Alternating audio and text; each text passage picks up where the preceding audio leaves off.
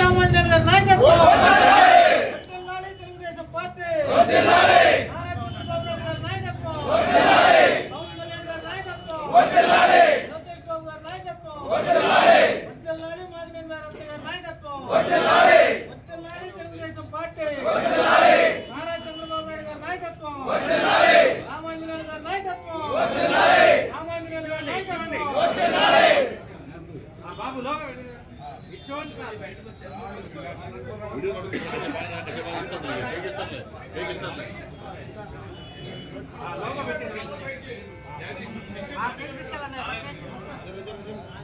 కింద ఉండదు మాజీ గారు ఎక్కడ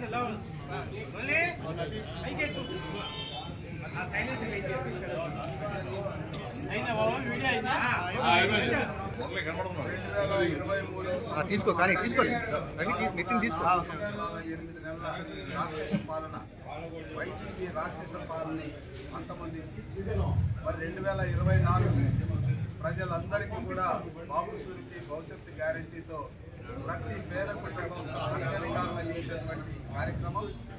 అదేవిధంగా రైతులు కానీ, మహిళలు కానీ, యువత కానీ, మరి విద్యార్థులు కానీ, ఉద్యోగస్తులు కానీ, చేసేటటువంటి వ్యాపారస్తులు కానీ, అన్ని వర్గాల వారికి రైతు కూలీలు కానీ, కౌలు రైతులు కానీ, అన్ని వర్గాల వారికి కూడా పేద కుటుంబం అయితే చాలు లక్షాధికారులు చేసేటటువంటి తెలుగుదేశం మరియు పవన్ కళ్యాణ్ అంటే జనసేన సంకీర్ణ ప్రభుత్వం రాబోతుంది.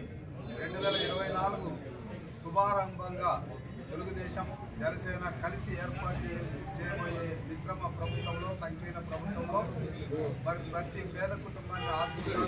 అదేవిధంగా ఇప్పటి వరకు నిలబడిపోయినటువంటి అభివృద్ధిని మళ్ళీ తిరిగి ప్రారంభించుకోవడానికి ఈ సంవత్సరం నాంది పలుకుతుంది.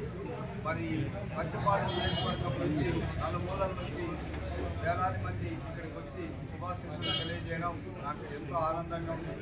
వాళ్ళు బిడ్డగా నన్ను ఆదరించారు. ఈ 4 నెలల్లో హక్కును చేర్చుకున్నారు, ఆప్యాయతను పంచారు, తిరుగులేని మెజార్టీని ఇస్తామని ప్రమాణం చేస్తున్నారు.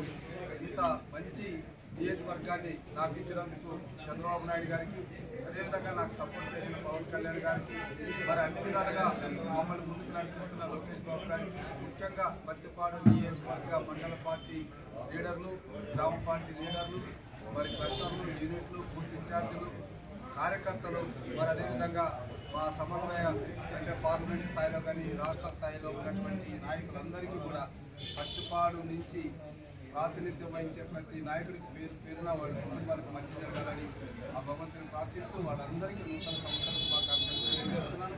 అదేవిధంగా పాత్రికేయ సోదరులకి, ప్రభుత్వానికి, ప్రజలకు మధ్యవర్తిగా ఉంటూ ఎప్పటికప్పుడు మంచిని చూపిస్తూ చెడును ఖండిస్తూ ముందుకు నడుస్తున్నటువంటి మా పాత్రికేయ కుటుంబాలందరికీ కూడా మంచి జరగాలని నూతన సంవత్సర శుభాకాంక్షలు తెలియజేస్తున్నాను.